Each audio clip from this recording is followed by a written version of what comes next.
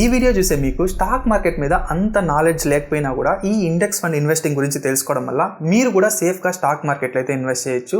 ఈ వీడియోలో index fund అంటే ఏంటి, ఈ ఇండెక్స్ ఫండ్లో ఎలా ఇన్వెస్ట్ చేయాలి, ఈ ఇండెక్స్ ఫండ్లో ఇన్వెస్ట్ చేయడం వల్ల ఎలాంటి అడ్వాంటేజెస్ ఉంటుంది, ఎలాంటి డిసడ్వాంటేజెస్ ఉంటుంది, వీటి గురించి మనం ఈ వీడియోలో డిస్కస్ చేద్దాం. హాయ్ ఫ్రెండ్స్, నా పేరు Ashok, welcome to finance with Ashok. First మనము ఇండెక్స్ అంటే ఏంటని చూద్దాం. ఇండెక్స్ అంటే ఒక group of companies or group of bonds ని ట్రాక్ చేయడానికి యూజ్ చేసేదే ఇండెక్స్. ఎగ్జాంపుల్ పాపులర్ గా ఉన్న ఒక నిఫ్టీ 50 ఎగ్జాంపుల్ గా తీసుకున్నాం.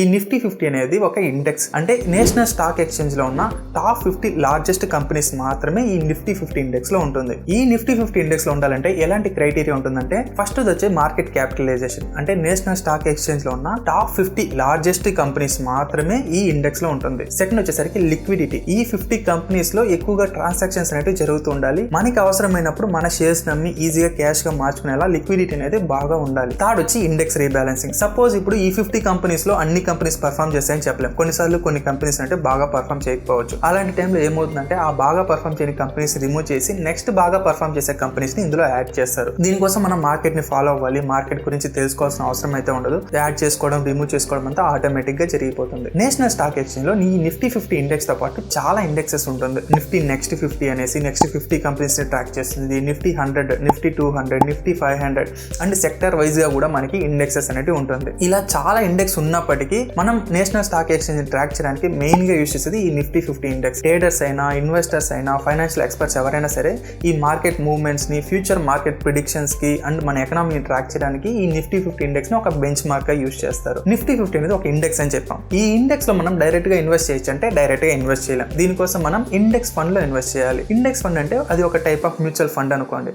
ఒక మ్యూచువల్ ఫండ్ కంపెనీ అది ఏం చేస్తుందంటే, ఈ నిఫ్టీ 50 లో ఉన్న టాప్ 50 కంపెనీస్ లో ఉన్న షేర్స్ ని కొని అదే రేషియోలో కొని ఈ నిఫ్టీ 50 ని అలాగే కాపీ చేస్తుంది అనమాట. ఈ ఇండెక్స్ అనేది 1% పైకి మూవ్ అయితే ఈ ఇండెక్స్ ఫండ్ అనేది 1% పైకి మూవ్ అవుతుంది. ఈ ఇండెక్స్ అనేది 1% కిందకి మూవ్ అయితే ఈ ఇండెక్స్ ఫండ్ అనేది 1% కిందకి మూవ్ అవుతుంది. ఈ విధంగా 1 year లో ఈ ఇండెక్స్ ఫండ్ అనేది ఎంత మూవ్ అవుతుందో దాన్ని బట్టి మీ ప్రాఫిట్ అండ్ లాస్ అనేది ఉంటుంది. ఇప్పుడు ఇండెక్స్ ఫండ్ లో ఎలా ఇన్వెస్ట్ చేయాలి? ఇండెక్స్ ఫండ్ లో ఇన్వెస్ట్ చేయడానికి మనకి 2 ఆప్షన్స్ అయితే ఉంటుంది. ఒకటి వచ్చేసరికి మీరు డైరెక్ట్ గా మ్యూచువల్ ఫండ్ లో అయితే ఇన్వెస్ట్ చేయొచ్చు. లేదంటే మీ దగ్గర డిమాట్ అకౌంట్ ఉంటే మీరు నిఫ్టీ బీసీ ETF ఫామ్ లో కూడా తీసుకోవచ్చు. ETF అంటే ఎక్స్చేంజ్ ట్రేడెడ్ ఫండ్, అంటే ఒక స్టాక్ ని మీరు ఎలా కొని అమ్ముతారో ఆ విధంగా మీరు కొని అమ్మచ్చు. ఇప్పుడు ఈ మ్యూచువల్ ఫండ్ కి ETF కి ఎలాంటి డిఫరెన్సెస్ ఉంటుందో మీకు ఒక డౌట్ రావచ్చు. మ్యూచువల్ ఫండ్ తో కంపేర్ చేస్తే ETF లో మనకి ఎక్స్పెన్స్ రేషియో అనేది తక్కువగా ఉంటుంది, అంటే మెయింటెనెన్స్ చార్జెస్ అనేది తక్కువగా ఉంటుంది. నెక్స్ట్ వచ్చి ట్రాకింగ్ ఎర్రర్. ఈ నిఫ్టీ బీస్ లో మనకి ట్రాకింగ్ ఎర్రర్ అనేది చాలా తక్కువగా ఉంటుంది. అదే మన మ్యూచువల్ ఫండ్స్ విషయానికి వచ్చామంటే, ఆ రోజు మార్కెట్ క్లోజ్ అయిన ప్రైస్ ని ఆ రోజు నైట్ అప్డేట్ చేస్తారు కాబట్టి మీకు ట్రాకింగ్ ఎర్రర్ అనేది మ్యూచువల్ ఫండ్స్ లో కొంచెం ఎక్కువగా ఉంటుంది. అందుకే మీరు నిఫ్టీలో మీకు 7% ఉంటే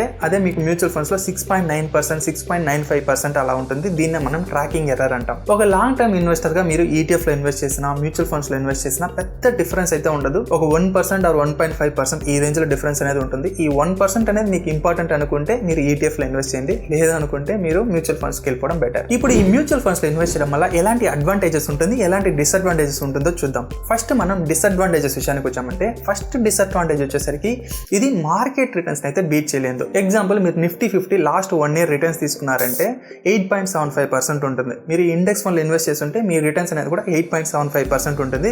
దీనికంటే ఎక్కువ అంతా రాదు. సెకండ్ వచ్చి lack of flexibility. So suppose ఈ ఇండెక్స్ ఫండ్ లో మీకు ఏదైనా ఒక స్టాక్ నచ్చలేదు, ఏదైనా ఒక స్టాక్ బాగా పర్ఫామ్ చేయట్లేదు, మీరు దాన్ని రిమూవ్ చేసి కొత్త స్టాక్ ని యాడ్ చేయడానికి మీకు ఎలాంటి కంట్రోల్ అయితే ఉండదు. ఇవంతా ఆటోమేటిక్ గా జరుగుతుంది. మీరు జస్ట్ మీ మనీని ఇన్వెస్ట్ చేయడం వరకే మీ కంట్రోల్ లో ఉంటుంది. థర్డ్ వచ్చి, మీకు ఒకవేళ మీకు స్టాక్ మార్కెట్ మీద బాగా నాలెడ్జ్ ఉంది, మీరు డైరెక్ట్ స్టాక్స్ పిక్ చేసి మార్కెట్ రిటర్న్స్ కంటే ఎక్కువ రిటర్న్స్ మీరు సంపాదించగలుగుతారు అనుకునే వాళ్ళకి ఇండెక్స్ ఫండ్ అనేది అంత బెటర్ ఆప్షన్ అయితే కాదు. సో అడ్వాంటేజ్ విషయానికి వచ్చామంటే ఇందులో చాలా అడ్వాంటేజెస్ ఉంటుంది. ఫస్ట్ వచ్చేసరికి ప్యాసివ్ ఇన్వెస్ట్మెంట్, అంటే మనం ఇన్వెస్ట్ చేస్తే చాలు అన్ని ఆటోమేటిక్ గా అప్డేట్ అవుతుంది. మన టైం, మన ఎనర్జీని మన వర్క్ కోసం, మన కెరియర్ కోసం, మన ఫ్యామిలీ కోసం, మనకి నచ్చిన విషయాల కోసం మన టైం అండ్ మన ఎఫర్ట్ ని మనం పెట్టచ్చు. సెకండ్ వచ్చి డిపెండబుల్ రిటర్న్స్. సో ఎగ్జాంపుల్, మీరు నిఫ్టీ 50 యొక్క లాస్ట్ 20 years, లాస్ట్ 30 years మీరు డేటా తీసుకున్నారంటే 1 or 2 years మీకు నెగిటివ్ రిటర్న్స్ రావచ్చు. బట్ ఒక 5 years మీరు యావరేజ్ రిటర్న్స్ క్యాలిక్యులేట్ చేస్తారంటే ఒక 10 to 15% ఈ రేంజ్ లో అయితే మీకు రిటర్న్స్ అనేది వస్తుంది. థర్డ్ వచ్చి డైవర్సిఫికేషన్. సపోజ్ మీరు ఒక 50 రూపీస్ నిఫ్టీ 50 ఇండెక్స్ వల్ల ఇన్వెస్ట్ చేశారంటే ఆ 50 రూపీస్ అనేది ఒక 50 కంపెనీస్ లో ఇన్వెస్ట్ అవుతుంది. సో దీనివల్ల మీ మనీ అనేది డైవర్సిఫై అవుతుంది. సో దాని యొక్క లూజింగ్ రిస్క్ అనేది చాలా వరకు తగ్గిపోతుంది. సో ఇప్పుడు ఫైనల్ గా కంక్లూజన్, ఎవరు ఈ ఇండెక్స్ ఫండ్ లో ఇన్వెస్ట్ చేయాలి, ఎవరు డైరెక్ట్ స్టాక్స్ లో ఇన్వెస్ట్ చేయాలి, ఇది యాక్చువల్ గా పర్సన్ టు పర్సన్ డిఫర్ అవుతుందండి.